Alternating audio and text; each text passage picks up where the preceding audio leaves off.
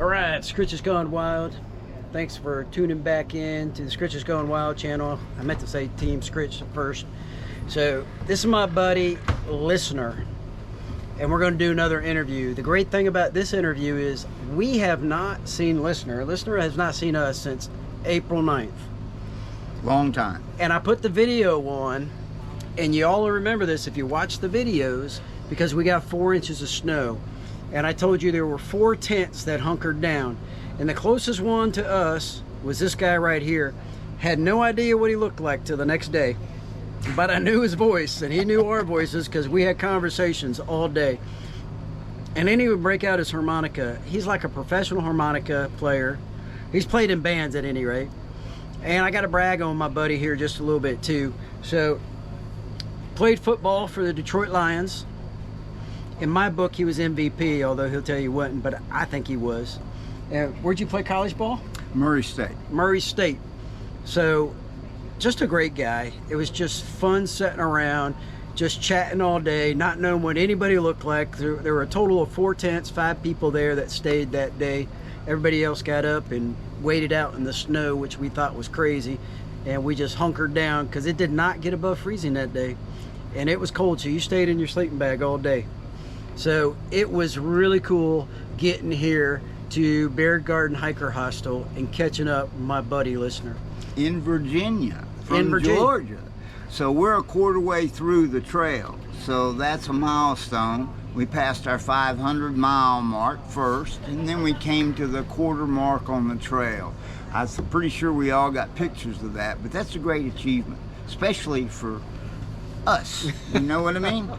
Yes, I do know what you mean. I passed. I was there. Absolutely. So, how'd you get your trail name, Listener? Listener, I met a young man. His name is Nomad. His girlfriend's name is Turtle. And we talked for a couple of days at a shelter during a 2-day rainstorm. So no one ventured out. We hunkered down at the shelter, and so we talked. After a couple of days, we hit the trail, and before he left, he said, "Your name should either be Listener or Messenger." And I said, "Okay, that's pretty good. I'll keep that in mind." So I'm back on the trail, and about 3 days later, I meet a fellow hiker on the side of the trail, and I said, "Hey, what's your name?" He said, "My name's Messenger." I said, "My name's Listener." So that's how I got my trail name. I love it. So I love it. that's a true story, I promise you.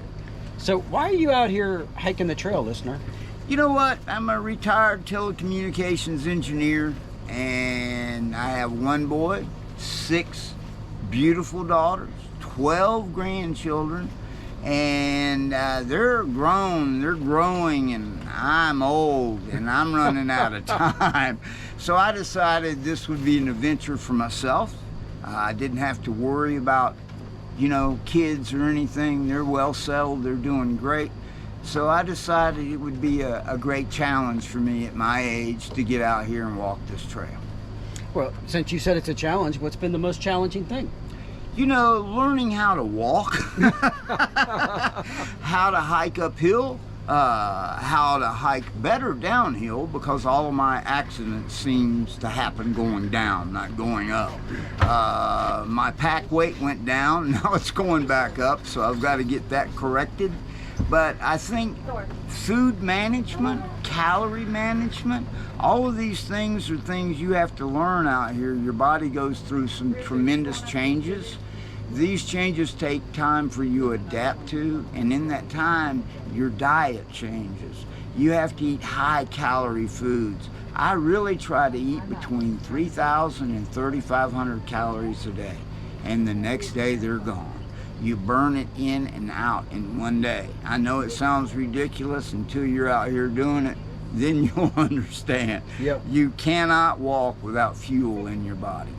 So I think food management, learning how to walk the way you're supposed to walk, and then, pack management, not carrying things you don't need or too much food. Okay. And what's been the best part of the trail? People. Like me? People just like you, meeting all people just like this. This is how it's supposed to be out here. So you meet all these different people, and I take more pictures of people than I do views. The views are up here. The pictures and people are up here. But when I've got their picture, it brings back the moment I took that picture, where I was and what I was doing. So that's a memory for me. And that's a true statement, because as soon as we recognized each other, which was a little difficult, because we talked through a tent. Each other in well, months. we talked through a tent, Yep. and my beard has certainly grown And in. mine more, has so, too. And what part of it is? But as soon as we figured that out, listener here had to get on his phone and say, "Here's the picture of when we were camping in the snow." So yeah, that was great. I loved it. That was a fun time.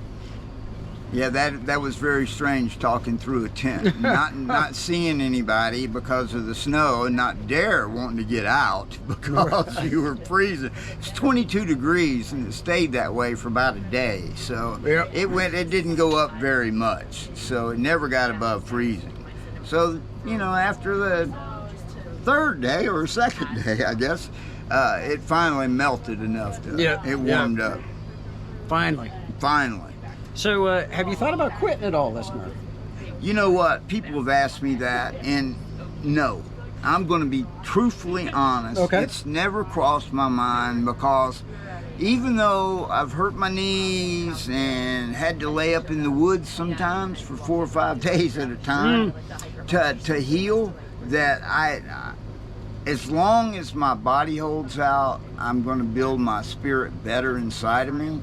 And I have blessings from my man above me who's guiding me and protecting me in this journey. So I always count on that, and I know inside of me that I won't quit unless I can't walk. I love it. I feel the same way. That's right. So, if anybody's thinking about doing the trail, what's the one piece of advice? If you could only give them one piece of advice, what would you tell them on getting ready? Get out and move around, walk. Put the pack on, walk around, get used to it. If you really want to do this trail, you need to get out there and move around. You'll never make it if you don't move. If you think you're going to jump off the couch and hit this trail, well, first trail you should try is just the approach trail at Springer Mountain. It's 8.5 miles. And if you can do that, you might be ready. If not, no, you can't. You have to prepare yourself. All right, my friend, any last comments for Team Scritch out there? You know what? I think his whole family, him and his wife, have been very gracious and very nice, and we only glancingly saw each other. His memory, when he said, "What's your name?" and I said my name, he knew who I was. His eyes lit up. That's the warmth that I really enjoy from seeing people you haven't seen in a while on the trail. It's a different community out here, and it rocks. Okay. Well, thank you, my friend. That was great. I appreciate it. Yes, sir. I know Team Scritch is going to love it. And as always, Team Scritch, stay positive. Do something good for somebody. Say your prayers. And until next time, Scritch is out.